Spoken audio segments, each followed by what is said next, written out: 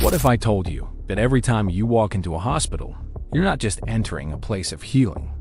You're stepping into a machine built to trap you, not treat you. A machine that profits not when you get better, but when you stay in debt. This isn't some wild conspiracy theory. It's a business model.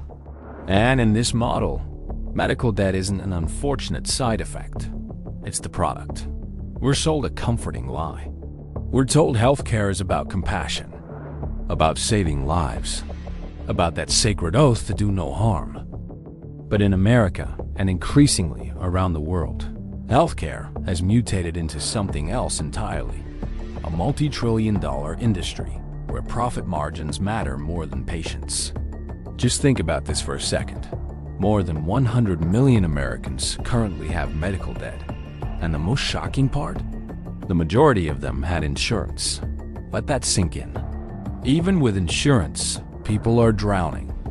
Drowning in bills they can't understand, for treatments they couldn't refuse, at prices they never ever agreed to. This isn't a glitch in the system. This is the design. You might think this has always been the case, but medical debt is a surprisingly modern invention. Decades ago, healthcare wasn't run by massive corporations. Hospitals were often community-based, non-profit institutions. Doctors made house calls. Prices were, for the most part, human, understandable. Then came a shift. Privatization. Insurance giants, for-profit hospital chains, pharmaceutical conglomerates. And with them, they brought a new language. Billing codes, tiered networks, surprise fees, and pricing structures so opaque they make quantum physics look simple. Suddenly, the goal was no longer just about curing disease. It became about monetizing illness. They cracked the code. They found the formula.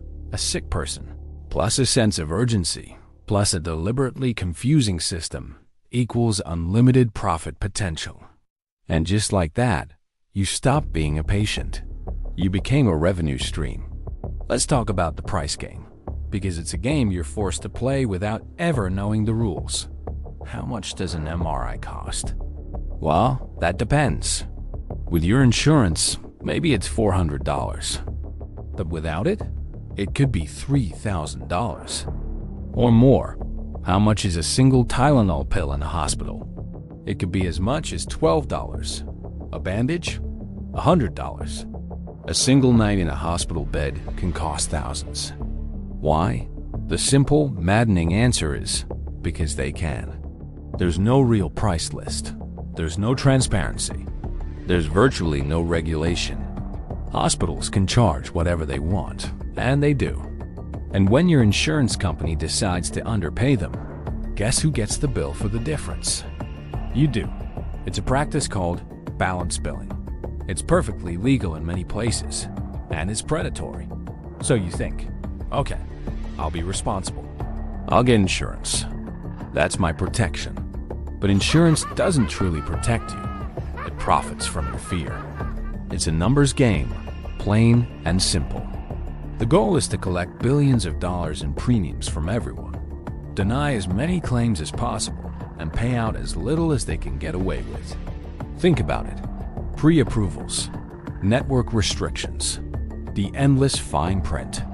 All of these hurdles aren't there to help you. They're designed to delay, deny, and diminish payments. You think you're covered.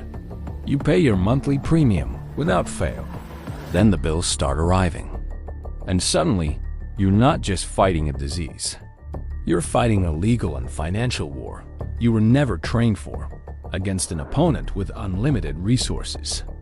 This leads to the grim reality of medical bankruptcy. In the United States, 2 out of every 3 bankruptcies are tied to medical debt. It is the leading cause of personal financial collapse. And what's even more heartbreaking, most of those people had jobs. They had insurance. They did everything they were told was right.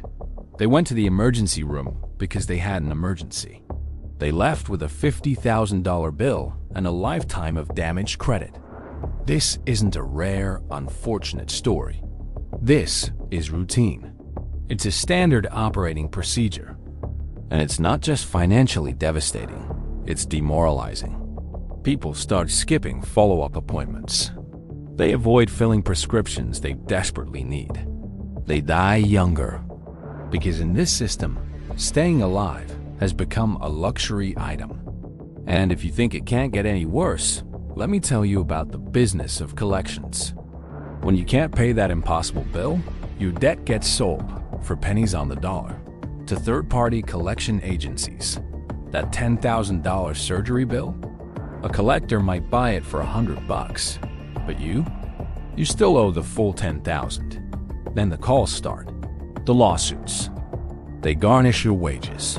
They destroy your credit score. They wreck your life, and the hospital? They've already been paid by the collection agency. They wash their hands of you.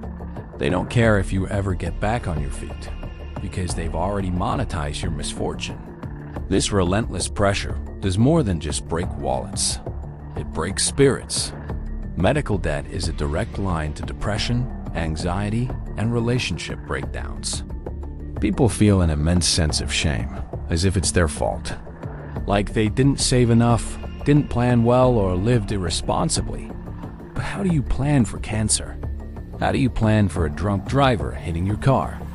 How do you plan for a child born with unexpected complications? You can't, and you shouldn't have to. But the system is designed to make you feel like your health crisis is a personal financial failure. And that's how it wins. Because when you blame yourself, you don't fight back against the system that trapped you. So, who profits from all this pain?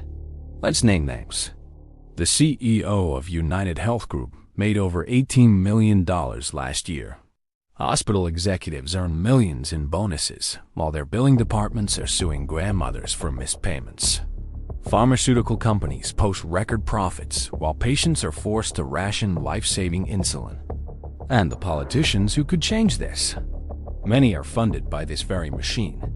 That's why nothing changes. The suffering of the many builds the wealth of the few.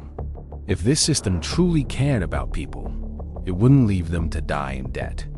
It wouldn't destroy lives with bills more complicated than the treatments themselves. It wouldn't punish the poor and reward the powerful. Healthcare is supposed to heal. But in this system, it's a trap, one lined with white coats and billion-dollar bonuses. You were never the priority. Only your payments were. But the more we expose it, the more we resist it, the more we demand truth and transparency, the harder it becomes for this lie to survive. Because debt should never be the price of staying alive. Share this. Expose this.